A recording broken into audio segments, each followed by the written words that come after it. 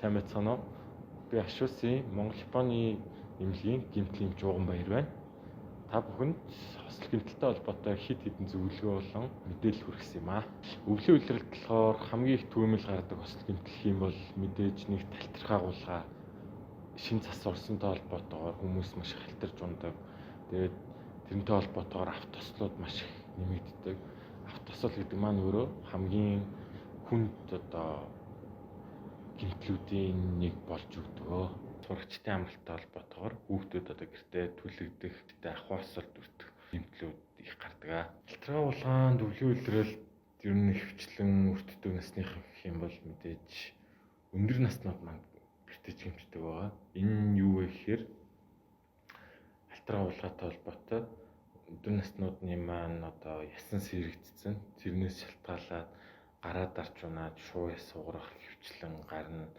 Аль эсвэл хүүхдүүд чаргаар уулгаснаас шалтгаалаад нэгээ мөргөх, аль эсвэл хит хурдан явснаас болоод унж бэртэж гэмтэх, хөл гараа углах тийм гэмтлүүд, өсөл гэмтлүүд их гардаг байгаа. Манай гэмтэл ерөнхийдөө өвлийн улиралд болохоор халтарж унсан хүмүүс маш их ирдэг байгаа.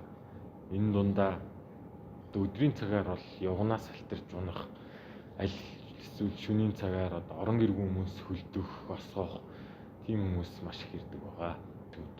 Тэгээд энэ дээр ард иргэд маань хайхамжгүй болсноос байснаас шалтгаалаад амралтаар үзлэхдээ ирж үзүүлэхгүй удах, аль эсвэл гэмтэлтэйгээ удаан дамжруулаад яваад ах.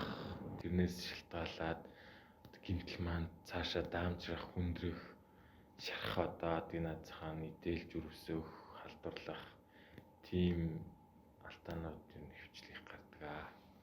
Гэмцэн үед ямар арга хэмжээ авах вэ гэхээр ахуй нөхцөлд бол мэдээж цус их гарч ивэл цусыг юмар дарж боох.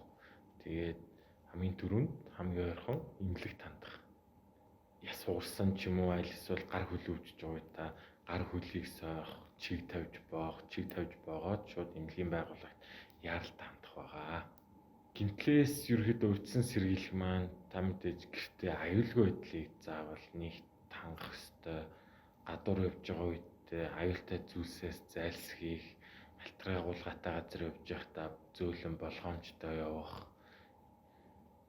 Аль эсвэл та хүүхдээ гэртээ хараа хяналтгүй орхиж байгаа үедээ хүүхдийг мэдээж аюултай зүйлсээс хол байхыг зөвлөж зааж аль болох болгоомжтой хандахыг зөвлөж байна.